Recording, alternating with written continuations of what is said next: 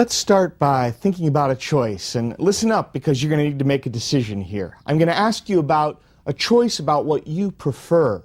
When asking about preferences, there's no right or wrong answer, but it can be instructive to think about why you prefer what you prefer.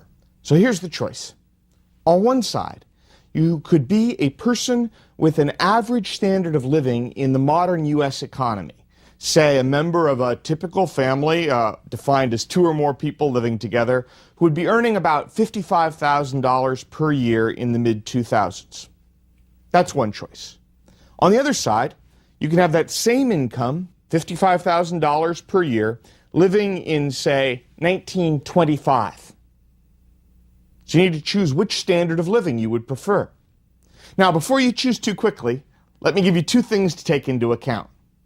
Remember, first of all, there's been a lot of inflation since 1925. So having an annual income of $55,000 a year in 1925 would have made you extremely rich by the standards of the time, probably far into the upper 1% of the income distribution. So in 1925, this income level means a big house, servants, the best of everything that's available. But here's the other kicker. If you choose 1925, you also need to live with all the technologies of 1925. That is, you need to live with the household technologies, the transportation technologies, the medical, the entertainment technologies, all the technologies of 1925. So let me summarize your choice here. Either you can be, relatively speaking, a very rich person in 1925, with access only to the technologies available in 1925, or you can be a person with an average standard of living today, with access to all the modern technologies. So which do you prefer? Mull it over for just a moment.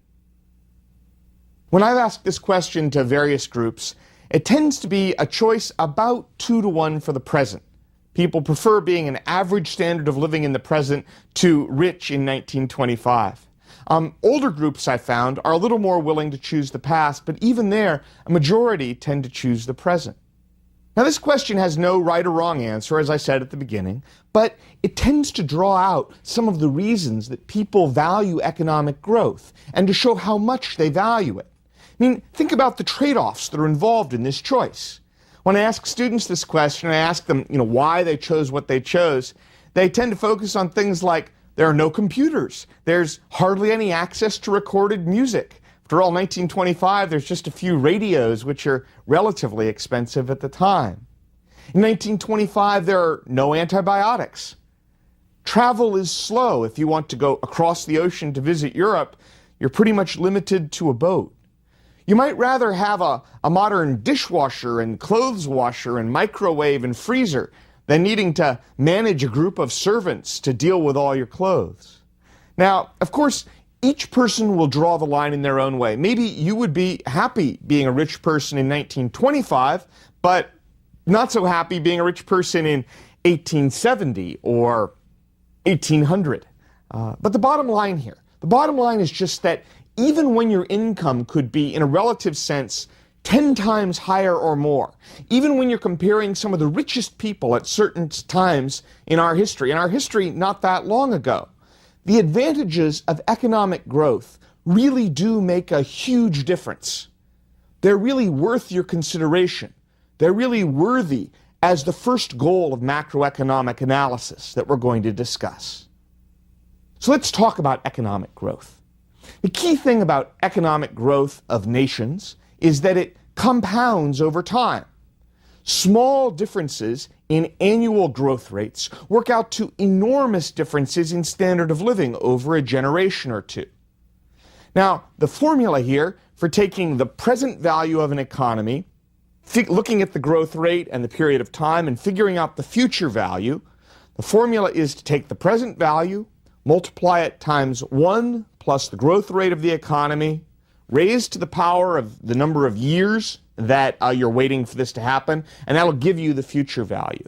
Now, that formula is just a little messy, but it's essentially the same formula that we used before when we were talking about economic growth, and we talked about rates of return. Mathematically, the process of compounding economic growth rates is exactly the same as the process of compounding growth in interest rates that we discussed back in Lecture 7. And the big lesson here is that small differences in growth can make a huge difference over time. Let me give you some numerical examples.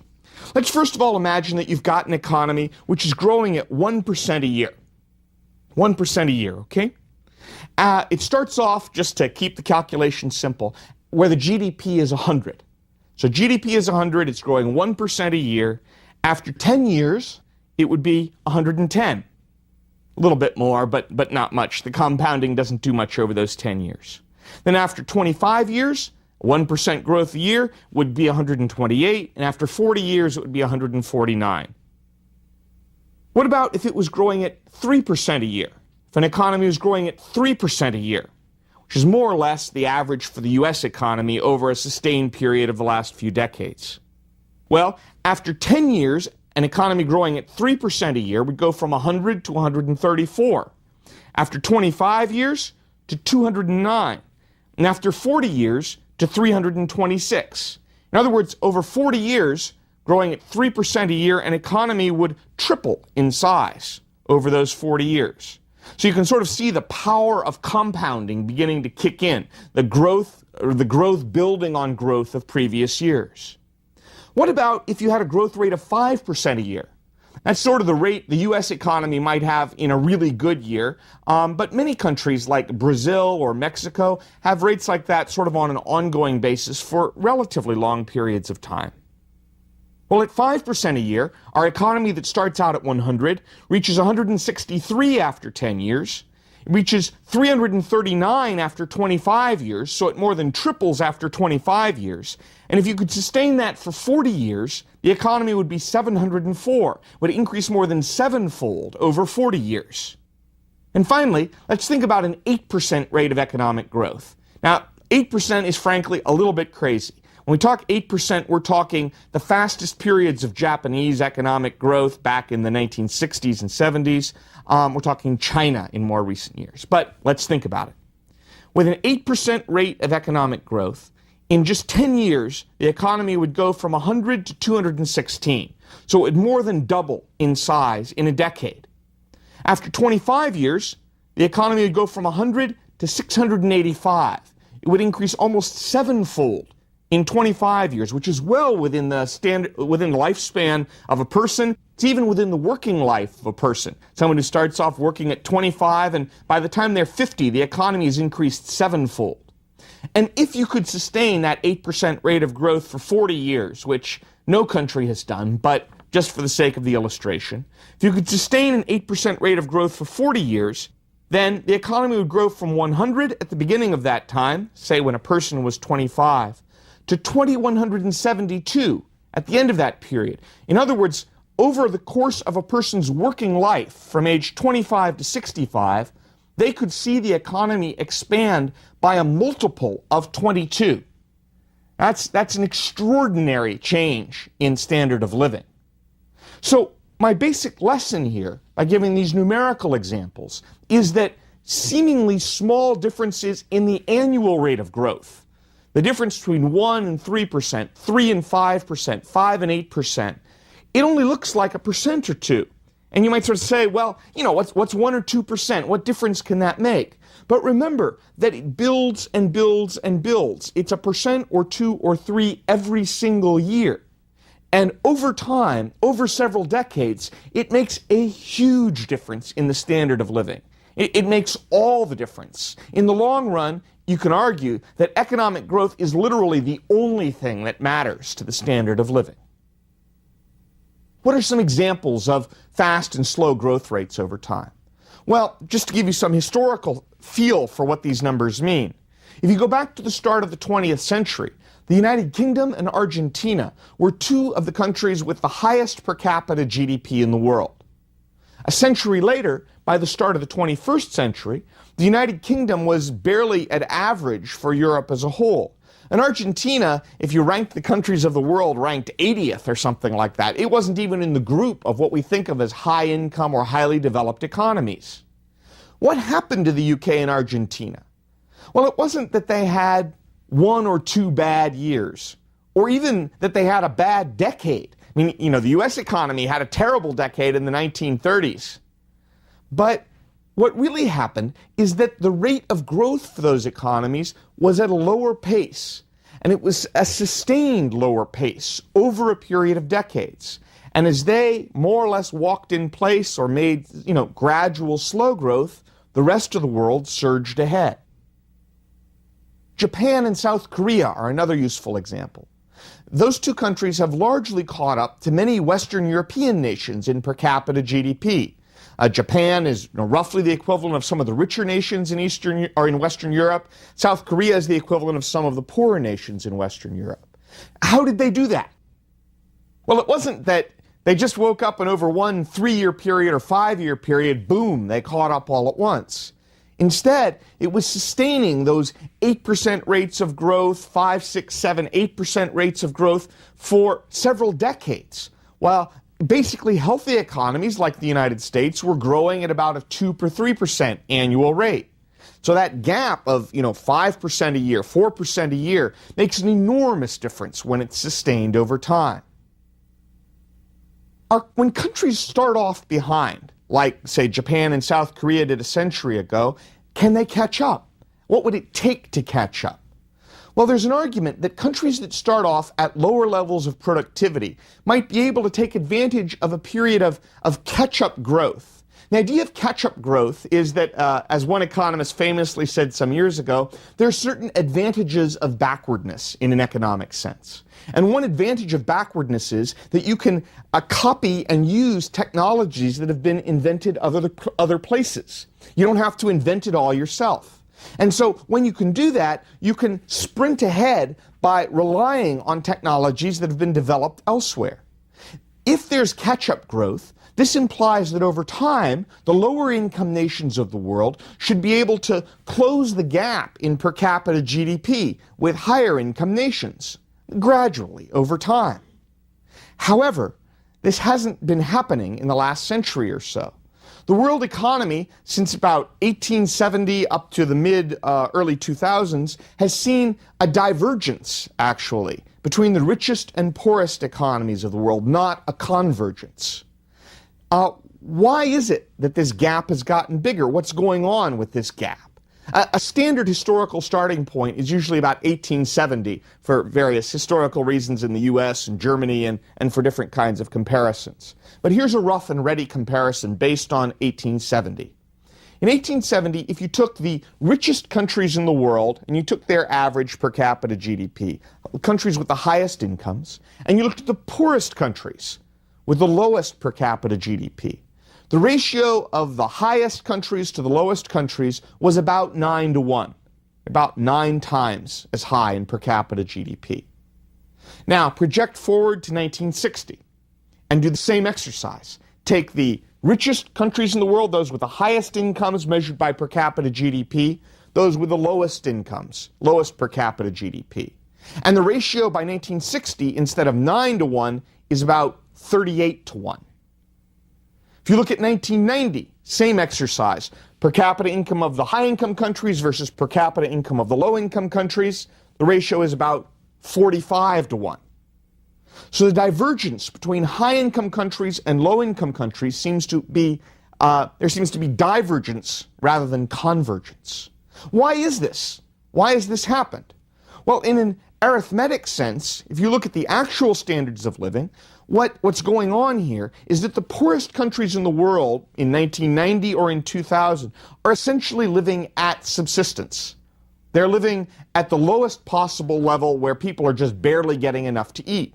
And if you go back to 1870, the poorest countries in the world are still living at subsistence, where about the lowest possible standard of living. So if you look just at the lowest countries in the world, there's been very little gain from 1870 up until the late 1990s. But if you look at the high-income countries of the world, say the United States, much of Western Europe, Japan, and the like, they've obviously grown extraordinarily since 1870. So there seems to be some sort of a lesson here that the problem is that some countries are stuck not growing at all. There is catch-up growth for countries like Japan and South Korea and China once they start growing. But some countries are just stuck and they haven't even gotten out of the starting gate yet. In fact, at the start of the 21st century, Nobel laureate economist Robert E. Lucas of the University of Chicago wrote an article in which he described the process of long-run economic growth in this way. He said, "Imagine economic growth between the countries of the world as a sort of horse race. And each country is a horse, and all the horses start off in their gates around about 1800. Around about 1800, some countries start the process of economic growth, like, say, the United Kingdom and the United States. So the gates go up, and those two horses, the United Kingdom and the United States, start running down the course. But all the other horses remain stuck in their gates. Now, as you proceed through the 19th century, other horses leave the gates. Other countries start the process of economic growth. So Germany starts, France starts, the countries of Scandinavia start. In the 20th century, you see the starting gates go up for Japan, for East Asia, now for China, perhaps for India. I'm not meaning for this to be an inclusive list, but to give you a sense. Now, as these latecomers start off, Lucas argued, they can experience catch-up growth by piggybacking on some of the lessons and technology and markets that already exist. But some countries have yet to get started at all. The wealth of the high-income countries, that growth of the high-income countries, is really not built on keeping Africa poor or India poor or Western China poor. Those places are not poor because they're helping make the United States rich. They're poor because they are completely detached from the world economy and underdeveloped and not involved in trade or globalization. It's just hard to blame the international economy for the persistence of poverty. Globalization and the international economy has been extraordinarily helpful in lifting countries like East Asia and Japan and China out of global poverty. Saying that globalization creates poverty is kind of like saying, and this doesn't make a lot of sense, exercise makes me overweight because I don't do it. I mean, if you're not participating, then what you're not participating in is probably not the problem either. But there's an interesting possibility here. As the gates have gone up for country after country, region after region, if the 20th century was a time of divergence between the high-income and the low-income countries, might the 21st century be a time of convergence? For example, the World Bank classifies all countries of the world into high-income, middle-income, and low-income. And so if you look at the period from 1990 up until the early 2000s, a little bit more than a decade, real GDP in the high-income countries rose 2.5% a year over that time. The middle-income countries rose 3.2% a year, a little faster. And the low-income countries, led by China and India, rose about 4.3% per year. Thus, the economic gap between countries was reduced a little bit over this time. In the process of economic growth, though, it's worth remembering that those who started earlier have gotten off to a really, really big lead. As a result, the inequality between rich and poor countries, the highest and the lowest, has been growing because the rich have been moving ahead while those with low incomes, the poor, have been standing still. As more catch-up occurs, however, the result could be less economic growth in the last half-century or century. Now, this prediction is controversial. There's some who argue that continued divergence will occur.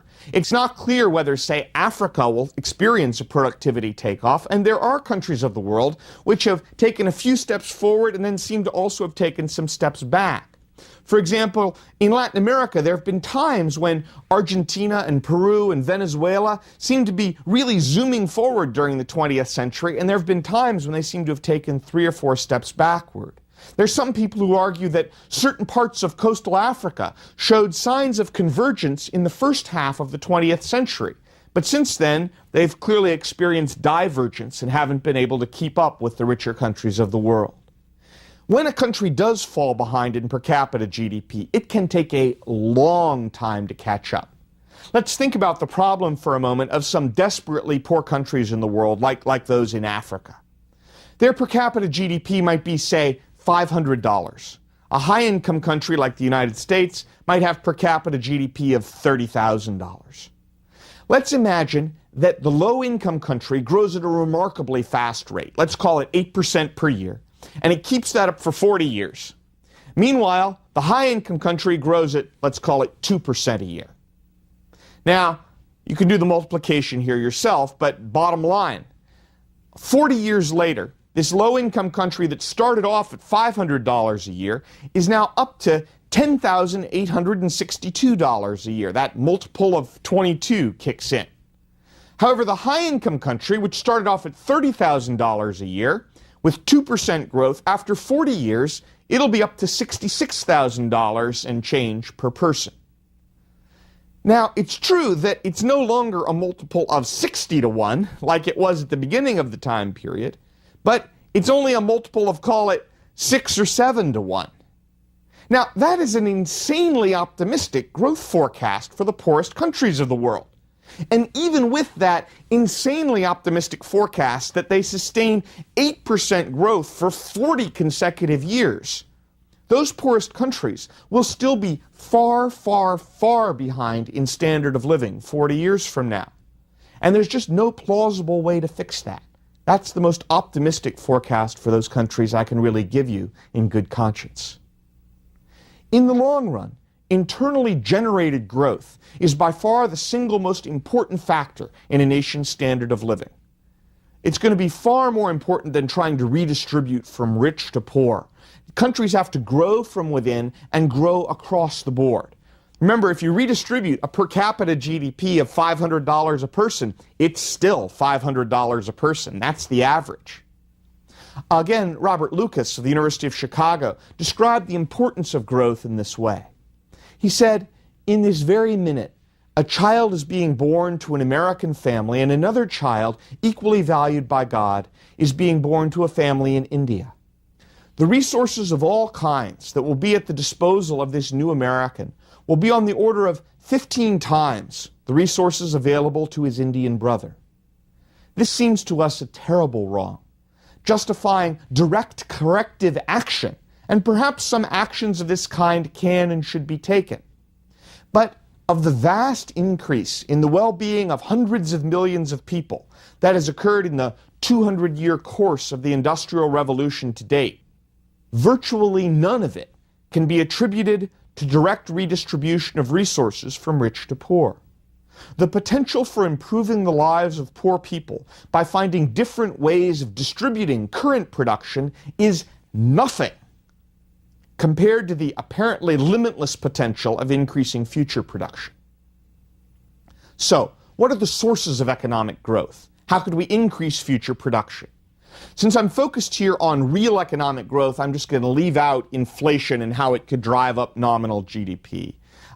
Since I'm focused on per capita growth, I'm going to leave out the issue of a larger population. I'm also going to leave out the issue of people working more hours.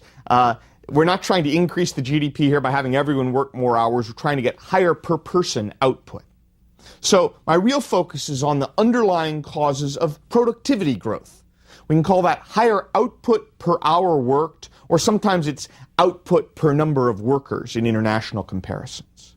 Why might productivity grow, the increase in output per hour worked? Well, there are three big reasons. One would be an increase in physical capital. That is, more capital equipment for workers to use on the job. Second reason would be more human capital. Human capital refers to workers who have more experience or better education. And the third big reason is better technology. That is, better ways of producing things, of using your physical capital, and of using your time. Now, in practice, all of these work together. More skilled workers with investment in new plant and equipment that embodies better technology and production methods all fit together to increase production. But you can do a calculation where you consider how much has education per worker increased, how much is equipment per worker increased, how much is skill per worker increased, and then what economists tend to do is they find that those factors don't explain nearly all of economic growth. And so they say the rest must be a development in technology. When you do this sort of breakdown of the determinants of economic growth for an economy like the US, you find that about a quarter of economic growth can be explained by growth in human capital, more education, more experience. Another quarter of economic growth can be explained by physical capital, that is just more machinery to work with, more plant and equipment. But about half of all growth is new technology. In other words, it's not using the same old capital or the same old skills from before, but actually new technology. Notice that these things that produce more productivity don't necessarily depend on a heavier use of the world's resources. I mean, maybe they will, maybe they won't. But new ideas, new skills aren't necessarily a greater use of resources. For low-income countries, if you do a similar breakdown of their reasons for growth, you tend to see that more of their productivity growth is coming from gains in physical and human capital, and not as much of their productivity growth from new technology, although all three continue to play a role.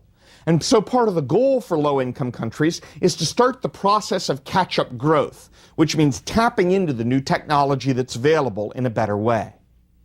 Let's talk a little about U.S. productivity experience in recent decades. If you look through the 1950s and 1960s, U.S. productivity growth, that's increase in output per hour, often hovered near 3% a year. But from the 1970s into the early 1990s, productivity growth sank. It was more often in the range of something like 1.5% or maybe 2% per year. It stayed at that lower level for approximately 25 years and then began to move back up again in the late 1990s. Now, this period of the 1970s and into the 1980s had lots of economic issues. There were high oil prices, there was the OPEC situation, there was high inflation in the 1970s, there was a big defense spending drop and then build up, there were tax cut issues and budget deficits. But of all those issues, the productivity slowdown is unarguably the worst issue of all. Let's get a sense of the problem here. Let's say, for the sake of argument, just purposes of illustration, that the economy lost 1.5% per year of productivity growth for 30 years. In rough terms, not worrying about compound growth rates, that means real per capita GDP was 45% smaller at the end of the time than it would otherwise have been. So imagine if real per capita GDP was 45% larger in the mid-2000s. Say, in 2005, instead of having a GDP of roughly 12 trillion, GDP would have been 17.4 trillion. Now, in that universe, that alternative universe, government would have had plenty of money to pay for the Bush tax cuts of the early 2000s and wipe out the budget deficit and still raise spending on lots of programs. People would have had an average of 45% more in their paychecks. No matter what your issue is or your problem is, whether it's, tax cuts or spending increases, having per capita GDP be 45% larger would make your problem a lot easier to fix. Starting in the late 1990s, the U.S. economy began to see a boost in productivity amid a lot of talk about a new economy built on the dramatic advances in information and communications technology. And productivity bounces back for a couple years in the late 1990s, up in about 2.5% a year. But a lot of economists at that time are skeptical of whether anything has changed. The worry was that the late 1990s also looked kind of like a bit of an economic bubble of sorts, with rapid but perhaps unsustainable growth. So there was this concern, maybe productivity was just high for a couple years, but would it last through the next recession? Well, the U.S. economy has a recession in 2001. And one of the remarkable things about the 2001 recession is usually productivity slows down a lot in recessions, at least temporarily, because output is down and productivity is output per hour. But productivity does not slow down much in 2001. And in 2002, 2003, and 2004, productivity growth was near or above 4% each year, which made these three of the best years for productivity growth in the last 50 years. Now, it's always, of course, very hazardous to say we're seeing the start of a long-term trend, and maybe I'll look like an idiot for saying it. I can't imagine that productivity growth is going to stay above 4% per year for the long term. But maybe the U.S. economy has finally shucked off that time of 1.5%, 2% growth a year and is back to sustained solid productivity growth in the range of about 3% per year. At least by the mid-2000s, the productivity boost of the new economy appears to be a real phenomenon in which new informations and communications technology are boosting productivity in a wide array of jobs. A professor of mine when I was back in graduate school in the early 1980s used to like to say that the standard job in the U.S. economy involved picking up a piece of paper, looking at it, doing something with it, and then picking up another piece of paper. And a lot of jobs are in that category at that time. Sales records, billing, accounts receivable, shipping invoices, overseeing sales forces, all that kind of stuff. And there were a lot of middle managers who spent all their time on those kinds of jobs.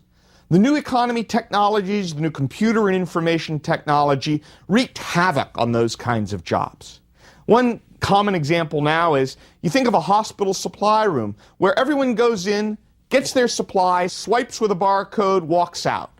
The room automatically keeps track of what's needed, automatically orders more, automatically schedules delivery, automatically pays and acknowledges payment. It's just so much easier. And across the U.S. economy, examples like that are multiplying and multiplying. I may look like a fool for saying it a few years from now, but it does seem like we're seeing a great transforming surge of productivity growth in the U.S. economy.